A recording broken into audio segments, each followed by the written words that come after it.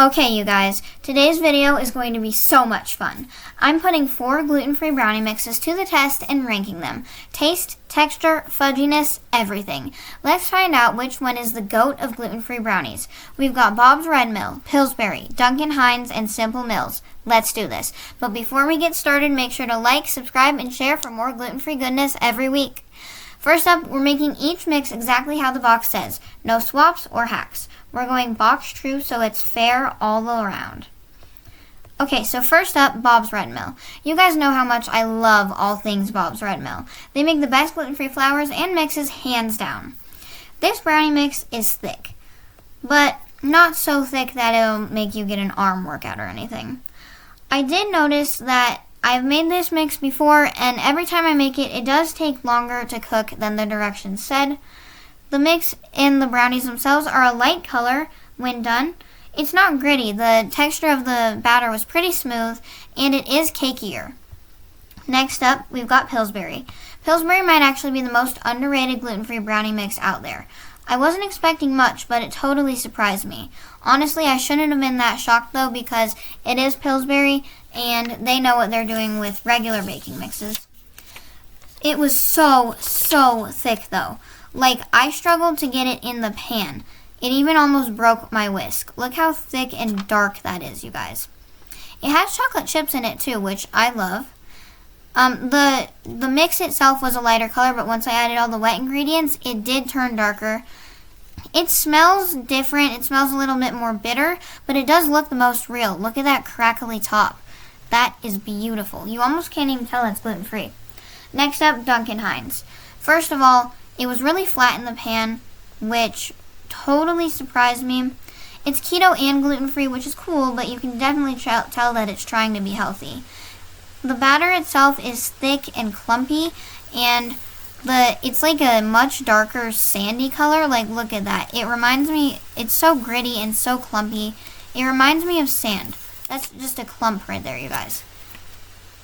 It smells horrible, and honestly, anything keto to me is kind of sus. It smelled really interesting, but I will say it went into the pan really easily, and when I went to clean the bowl, it cleaned really easily out of the bowl. I didn't even have to scrub it, but it was really flat. Like, look at that. So I was just hoping and praying that it rose. Out of the oven, it's definitely spongy and rubbery and pretty flat. It's not very brownie, it's more like rubber. Last, we've got Simple Mills. I was so excited for Simple Mills, you guys. This is the one I've been waiting for. I love Simple Mills everything. I think their products are so high quality, and they actually taste really good, and they're really clean ingredients, so there are no chemicals or anything, which I love. I also loved how this one has little chocolate bits too. It is gritty because it's almond flour, but not quite as bad as the Duncan Hines. It actually smells so good, like a dark chocolate almost. You can definitely smell how decadent it is, which I love. And again, the batter is super thick, which made for a nice fudgy brownie. After baking, these look pretty cakey, but I was super excited to try it. Alright, so here they all are, laid out like so. They're baked, cooled, and now it's time for the fun part. We're going to be judging these on taste, texture, and fudginess. So let's get started. This is seriously such a fun video, you guys. Okay, so here's the taste test. As you can tell, so here are all the brownies on the plate together. Some of them look more fudgy than others. First up, we're going to start with Bob's Red Mill. Now, I do love Bob's Red Mill, but I found this brownie honestly kind of mid. It was more cakey than fudgy. It crumbles pretty easily when you bite into it, but the chocolate flavor is really solid. It's not super sweet, more like dark chocolate vibes, but it was pretty good, pretty cakey. A little dry.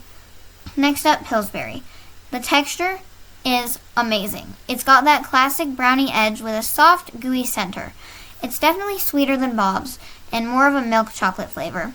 Honestly, it was so good. Look at my face. Like, I was shocked. It was really good. And my brothers told me that it tastes really similar to a regular not gluten-free brownie. I even went in for seconds. It tastes like something you'd serve to people who don't even know it's gluten-free. Look, it even got a happy dance from me. It's soft and chewy. It was delicious. Next up, this one is awful. Duncan Hines Keto and gluten-free brownie mix.